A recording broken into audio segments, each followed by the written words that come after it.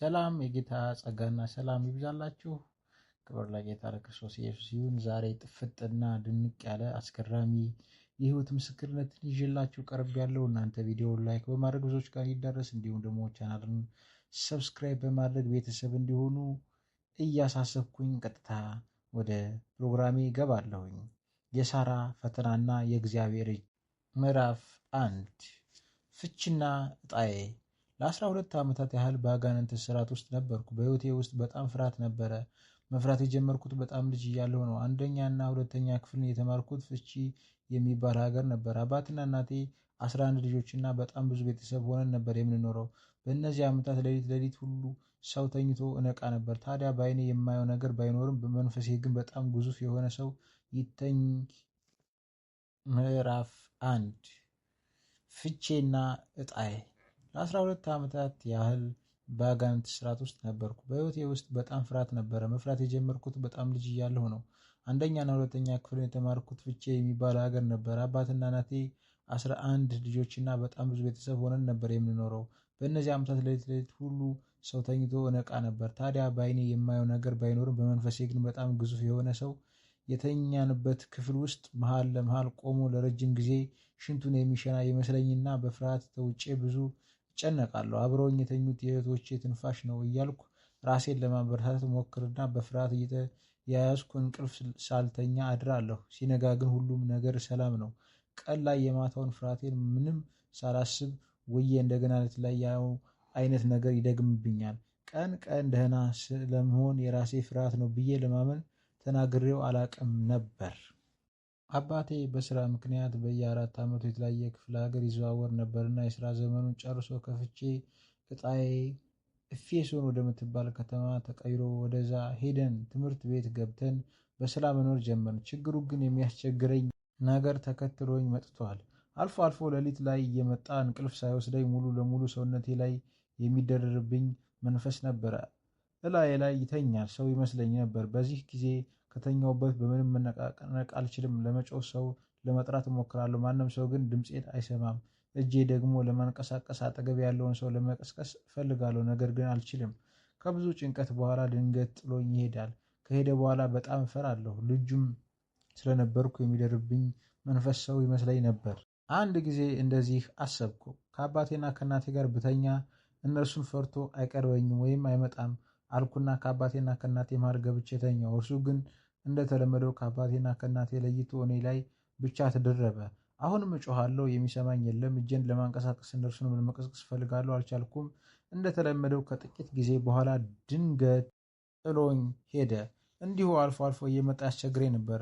አንድ ጊዜ ግን እንደዚህ ሆነ። ዘመኑ ስለረዘመ በትክክል ጊዜውን ባላስታውሰውም የእስር ወይም የ11 ዓመት ልጅ ሆኜ ከአንድ ወንድሜና ከጓደኛዬ ጋር ከምኖርበት ግቢ ከአጥር ውጭ ኳስ እንጫወት ነበር። የምንጫወትበት ኳስ ርቆ ሄደብንና ኳሱን ለማምጣት እየሮጥኩ ሲሄድ ኳሱ ያረፈበት ቦታ ከአጥሩ በአንድ ጥግ ላይ አመድ የሚደፋበት ቦታ ላይ ነበር። ኳሱ ገና ሳልደርስ ከአመዱ ላይ ተነስቶ እንደ እንፋሎት የሚመስል ነገር ወደ ላይ ሲወጣ አየሁ። ወዲያውኑ አይምሮዬ ተለወጠብኝ። የማየው ሁሉ ሌላ ነገር ሆኖ ነበር የሚታየኝ። ከዚህ የተነሳ የምናገራቸው ነገሮች ሁሉ ትክክል አልነበሩም። ሰዎቹ ከሆንኩት ሁኔታ ቤት ውስጥ የነበሩ ሰዎች እንደታመምኩ ሲያውቁ ደግፈው ወደ ቤት አስገቡኝ። ልቤ በጣም ይመታ ነበር። አእምሮዬ ከቁጥጥሬ ውጭ ወደ ሌላ ቦታ ይሄድብኝ ነበር። ከዚህ በኋላ ለጥቂት ጊዜ ታሜ ከትምህርት ቤትም ቀረው። ከዚያ ደህና ሆንኩ፣ ግን ጊዜ እየለየ ያመኝ ጀመር። በተለይ ዓመት በዓል ከሆነ ትምህርት ቤት ፈተና ካለኝ ወይም ደግሞ ቤተሰብ ወይም ጓደኞች ተሰብስበው ሲጫወቱ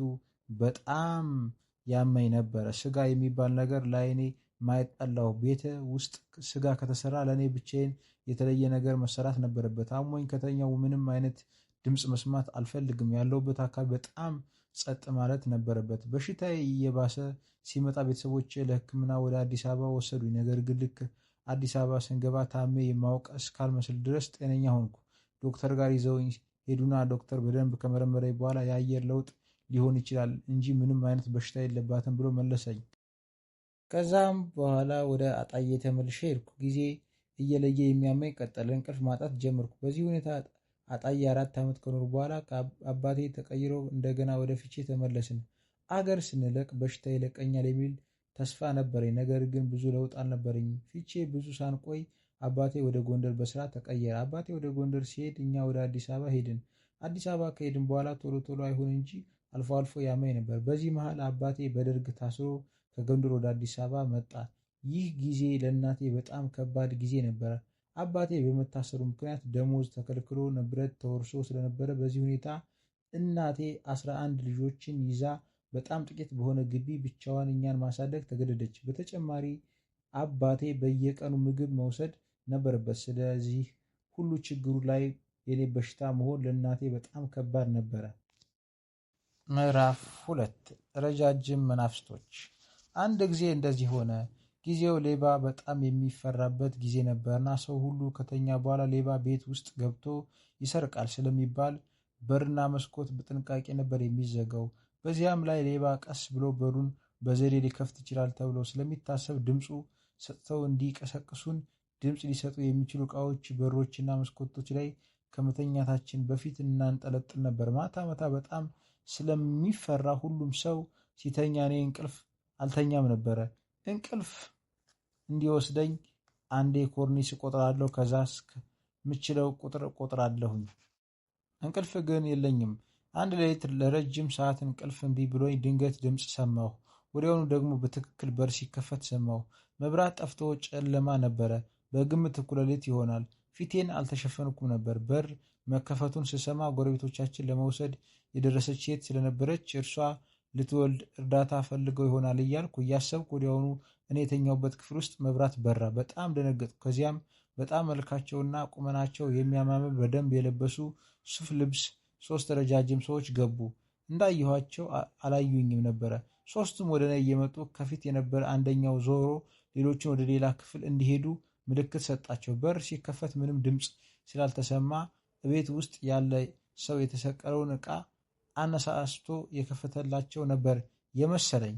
የገቡ ሰዎች ግን እኔ እንዳሰብኩት ጎረቤቶች ስላልነበሩ ሌቦች ናቸው ብዬ አመንኩ። እንዳየኋቸው ካወቁ ይገድሉኛል ብዬ ፊቴን በብርድ ልብስ ተሸፍኜ የተኛው ለመምሰል ሞከርኩ። በጣም ፈራሁኝ። ከዚያም ከእርሱ ጋር የነበሩት ሁለቱን ወደ ሌላ ክፍል እንዲሄዱ ምልክት የሰጣቸው ሰው ቀጥታ ወደ እኔ መጣ። ከሁለት እህቶቼ ጋር አንድ አልጋ ላይ ነበር የተኛሁት። እጁን በብርድ ልብስ ውስጥ አስገብቶ ከራሴ ጀምሮ እስከ እግር ድረስ ዳሰሰኝ።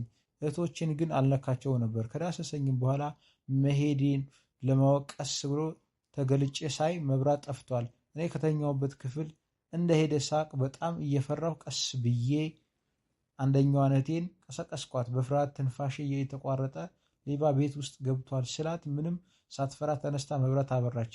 ማንም አልነበረም። አሁንም እየፈራሁ በእርግጥ አይቼዋለሁ፣ ተደብቆ ይሆናል አልኳት።